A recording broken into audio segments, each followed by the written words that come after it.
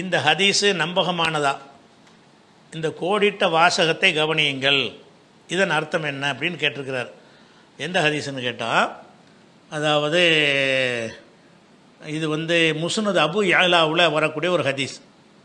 அதில் ஈசா நபியுடைய வருகையை பற்றி ரசூலுல்லாஹ் சொல்கிறாங்க. எப்படி சொல்கிறாங்கன்னு கேட்டால், என்சிலன்ன ஈசமுன் மரியமுடைய மகன் ஈசா இறங்குவார்.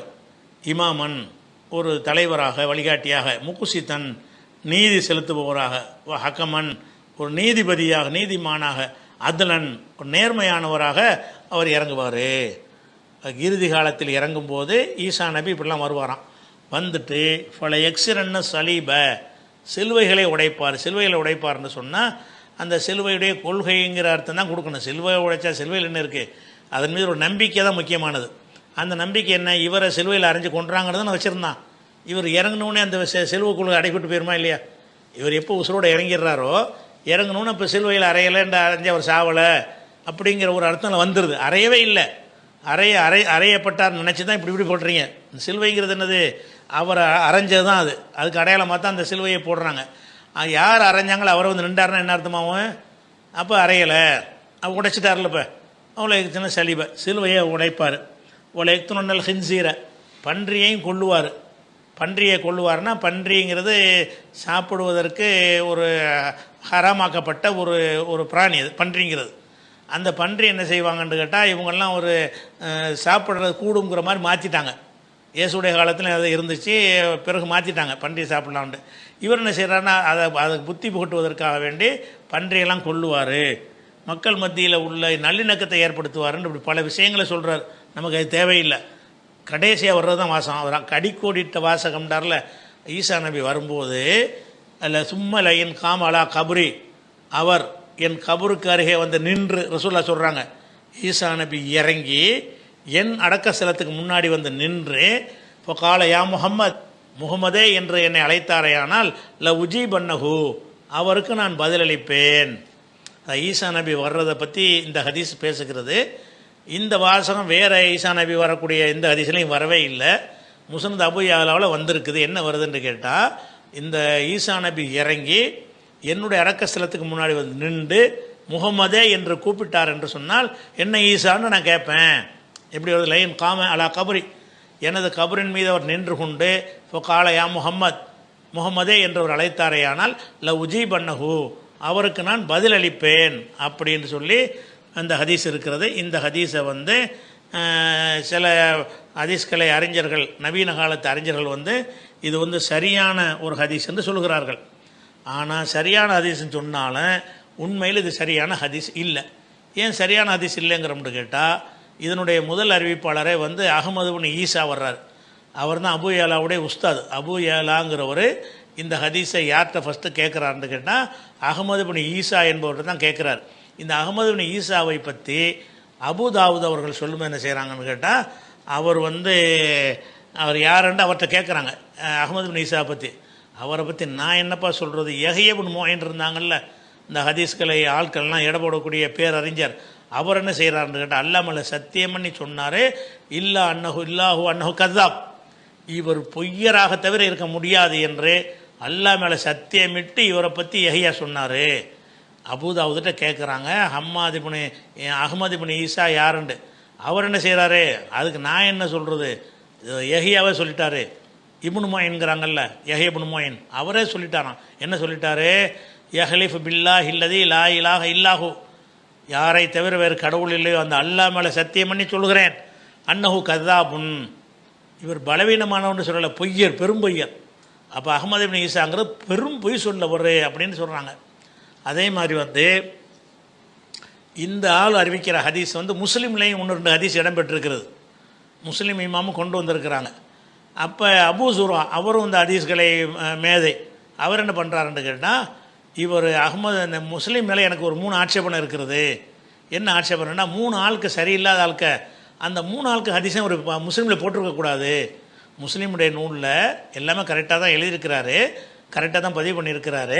ஆனால் 3 டேஞ்சரான ஆட்கள் இருக்கிறாங்க. அந்த 3 ஆட்களுடைய ஹதீஸை அவர் இப்போ பதிவு செஞ்சுருக்கிறாரு. அதில் ஒரு ஆள் அகமது இப்னு ஈசாங்கிறார். யார் சொல்கிறா, அபூ ஸுரா சொல்கிறாரு, அன்கர அலா முஸ்லிமின் தஹ்ரீஜஹு, அவர் இந்த ஹதீஸை பதிவு செஞ்சிருப்பதை மறுக்கிறார். யாருடைய ஹதீஸ் என்றால் அஸ்பாத் இப்னு நஸ்ரு, கத்துன் இப்னு நசீர், அப்புறம் அஹ்மது இப்னு ஈசா. இதை போய் இந்த மூணுவருடைய ஹதீஸையும் அவருடைய கித்தாபில் பதிவு செஞ்சுருக்கிறத வந்து அபூ ஸுரா மறுக்கிறார். இவர் செஞ்சிருக்கக்கூடாது, முஸ்லீம் தப்பு பண்ணிட்டாரு, சரியில்லாத ஆளுடைய ஒரு ஹதீஸை வந்து சரியான நூலில் அவர் செஞ்சது தப்பு அப்படின்னு சொல்கிறார். அதே மாதிரி வந்து அபுஹாத்தம் சொல்கிறாரு தகல்லமன் நாசுஃபிஹி, இவரை பற்றி மக்கள் நிறைய விமர்சனம் பண்ணியிருக்கிறாங்க அப்படின்னு சொல்கிறார். அப்போ அதே மாதிரி வந்து அபூ ஸுரா என்ன சொல்கிறாருன்னு கேட்டால் மிஸ்ருக்காரர் இவர் ஈஜிப்டுக்காரர். யார்? அஹ்மது பின் யூசாங்கிற அறிவிப்பாளர் வந்து எகிப்தை சேர்ந்தவர். அவர் சொல்கிறார், அபூ ஸுரா சொல்கிறாரு, எகிப்தில் உள்ள எல்லாருமே இவர் பொய்யர்னு சந்தேகப்படுறாங்க. ஒருத்தர் பொய்யரா மெய்யராங்கிற ஊர்வாசிக்கு தான் தெரியும், மதுரைக்காரன் பொய்யங்கிறது திருச்சிக்காரனுக்கு தெரியாது, மதுரைக்காரனுக்கு தான் தெரியும். அப்போ இவர் எகிப்துக்காரர், எகிப்தில் உள்ள எல்லாருமே இவரை சந்தேகப்படுறாங்க அப்படின்னு சொல்லிட்டு என்ன செய்கிறாரு அவர் சொல்கிறாரு. ஆனால் ஹத்தீப் பகதாதி மட்டும் அவர் என்ன சொல்கிறாருன்னு கேட்டால், இவர் மேலே நிறைய விமர்சனம் வச்சுருக்கிறாங்க, ஆனால் விமர்சனத்துக்கு போதிய ஒரு ஆதாரத்தை வந்து அவரை விட்டுறணும்னு சொல்கிற அளவுக்கு ஒரு வலுவாக கிடைக்கல எனக்கு அப்படின்னு சொல்லி என்ன செய்கிறாருன்னு கேட்டால், அந்த ஹத்தீப் மட்டும் சொல்கிறார் இவருடைய ஹதீஸை புகாரின்னா சையுல் புகாரில் இல்லை, அதமுல் முஃப்ரதில் புகாரியும் இவருடைய ஹதீஸை பதிவு பண்ணியிருக்கிறாரு, முஸ்லீம் பண்ணியிருக்கிறார், நசை பண்ணியிருக்கிறார், இப்னு மாஜா பண்ணியிருக்கிறாரு. அப்படிங்கிற காரணத்தினால நான் வந்து இவங்க விமர்சனத்துக்கு நான் மதிப்பு கொடுக்கல அப்படின்னு யார் சொல்கிறார்? ஹத்தீப் சொல்கிறார். ஹத்தீபும் பெரிய ஸ்காலர் தான், அந்த ஹதீஸ்களுக்கே முதலிடத்தில் உள்ள ஒரு மேதை தான், அதில் சந்தேகம் இல்லை. அவர் மட்டும் சொல்லியிருக்காரு தவிர மற்றவங்க தான் மிஸ்ர் வாசிகள்லாம் சந்தேகப்படுறாங்கிறார்கள். வேற என்ன ஆதாரம் வேணும்? சத்தியம் பண்ணி பொய்யர்னு சொல்கிறாருன்னு என்ன அர்த்தம்? பொய்யரை ப்ரூஃப் பண்ணி தானே சொல்கிறான்னு அர்த்தம், தகுந்த காரணத்தோடு சொல்கிறார்ல, அது ஒன்று இருக்குது. அதனால் இந்த ஹதீஸ் வந்து ஒரு காரணத்தினால இது வந்து தவறாகி போயிடுது. இந்த ஒரு காரணம் மட்டும் இல்லாமல் இதே ஹதீஸில் வந்து அபூ சஹ்ருன்னு ஒரு ஆள் வர்றாரு அறிவிப்பாளர்.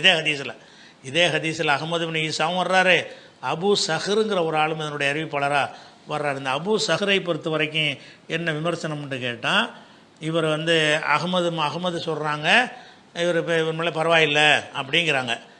இசாக் இப்னு மன்சூர், இப்னு அபி மரியம் அவங்களாம் என்ன செய்கிறாங்கன்னு கேட்டால், அதாவது யஹீபுன் மொயின் வந்து இவரை பலவீனமாக்கிட்டாரு, நசையும் இப்படி ஆக்கிட்டாரு. அதே மாதிரி வந்து விமர்சனம் பண்ணக்கூடிய ஒரு ஆளாக இருக்கார். ரெண்டாவது பலவீனம் இருக்குது, சின்ன பலவீனம் இது. அவர் மேலே பெரிய பொய்யருங்கிற பலவீனம், இவர் ஒரு பலவீனம், ரெண்டு பேர் இடம்பெற்றிருக்கிறதுனால இது சரியில்லை. அதே மாதிரி வந்து ஹாக்கிமுல இந்த ஹதீஸ் வருது, என்னுடைய கபூரில் நின்று சலான் சொன்னால் நான் பதில் சொல்லுவேன் அப்படிங்கிற ஹதீஸ் வந்து ஹாக்கிமில் வருது. வேறு அறிவிப்பாளர் வர்றாங்க. வந்தாலும் இதில் வந்து முகமது பின் இஸ்ஹாக் என்கிற ஒரு ஆள் அதனுடைய அறிவிப்பாளர் வர்றாரு. இவர் நம்பகமான ஒரு ஆளாக இருந்தாலும் அவர் தனக்கு முந்தி உள்ள ஆள் யார்கிட்ட கேட்டேன்னு சொல்கிறாரோ அவர்கிட்ட நான் கேட்டேன்னு சொன்னால் தான் கரெக்டானதாக இருக்கும். அவர் வழியாக அறிவிக்கிறேன்னு சொன்னார்னா ஒரு ஆளை விட்டுட்டான்னு அர்த்தம். அவருடைய தன்மை என்ன? முகமது இஸ்ஹாக் வந்து சயீது வழியாக, சமயத்து சயீத் என்று சொல்லலை, சயீதிட்ட கேட்டேன்னு சொல்லலை, சயீதத்தில் கேட்டேன் என்று சொல்லாமல் சயீத் வழியாக என்று அவர் சொல்வாரையானால் அவருடைய ஹதீஸ் தத்ரீஸ் செய்யக்கூடிய ஒரு ஆள், இருட்டடிப்பு செய்கிற ஒரு ஆள், அதனால் அது பலவீனம்னு சொல்லி அது என்ன செய்கிறாங்க. இன்னும் சொல்ல போனால் அப்புறம் இவரே இப்னு ஹஜரே சொல்கிறார், என்னது இது வந்து முதல்லிசுன், இவர் தத்ரீஸ் பண்ணக்கூடியது. அனத்துஹு லா துக்பலு, போட்டு அறிவிச்சார்னா இவர் வழியாக என்ற வார்த்தையை பயன்படுத்தினால் லா துக்பலு ஏற்கப்படாது. ஒக்கது அனஃபி ஹாதல் இஸ்னாதி, இந்த ஹதீஸில் சனதில் வந்து என்று போட்டு தான் அறிவித்திருக்கிறாரு. வலைஹி, இதன்படி ஃபொல் இஸ்னாது ஃபைனல் இஸ்னாது லைஃபுன், இந்த அறிவிப்பாளர் வரிசையும் பலவீனமான வரிசை அப்படின்னு வருது. அதனால் ஈசா நபி வந்து ஏன்னு கேட்டால் பேசிக் மாற்றமாக இருக்குல்ல. இது இந்த சனது ஒரு பக்கத்தில் விட்டுருங்க. ரசூல் ஸல்லல்லாஹு அலைஹி வஸல்லம் இறந்துட்டாங்கன்னு சொன்னால் அவங்களுக்கு இந்த உலகத்தோட என்ன தொடர்பு இருக்குது? யார் வர்றா யார் போகிறான்னு தெரியுமா? அதான் பரிசுக்கு போட்டுறானே. அவங்க வாழ்ந்த அந்த வாழ்க்கை வேறு. இந்த துன்யாவுடைய தொடர்பு அறந்து போகிறதுக்கு பேர் தான் மூத்துங்கிறது. அதனால் ரசூல் என்ன செஞ்சாங்கன்னா, நீங்கள் தான் எனக்கு செலவாத்து சொன்னீங்கன்னு சொன்னால் அதை வந்து எடுத்து சொல்வதற்கு மலக்குகளால் நியமிச்சிருக்கிறான். இன்னலில்லாஹி மலாயிக்கத்தன் சையாகின ஃபில்லர்லி வள்ளி கோனி மின் உம்மத்திய சலாம், என் உம்மத்துமார்கள் சொல்லக்கூடிய சலாமை என்னிடத்தில் வந்து சேர்ப்பதற்கு மலக்குமார்களெல்லாம் நியமித்திருக்கிறான். அவங்க வந்து டெய்லி என்ற அந்த சலாம் சொன்னதெல்லாம் லிஸ்ட்டை கொண்டாந்து தந்துட்டு போயிடுவாங்க, கேட்க மாட்டாங்கன்னு அர்த்தம். அப்போ நம்ம சொல்கிற சலாம்லாம் தெரியாது. அதனால் ஈசா நபி போய் அவர் போய் அங்கே போய் நின்று யா முகமது கூப்பிடவும் மாட்டார், அப்புறம் வந்து கூப்பிட்டவொன்னே அவங்க சலாஞ்சோரன்னு சொல்லவும் மாட்டாங்க. அந்த இதில் நல்லா அடைச்சிட்டான். மௌத்துடைய அர்த்தமே அதுதான். அதனால் இந்த ஹதீஸ் வந்து சரியில்லாத ஒரு ஹதீஸ். அது விளங்கிக்கணும். அடுத்ததாக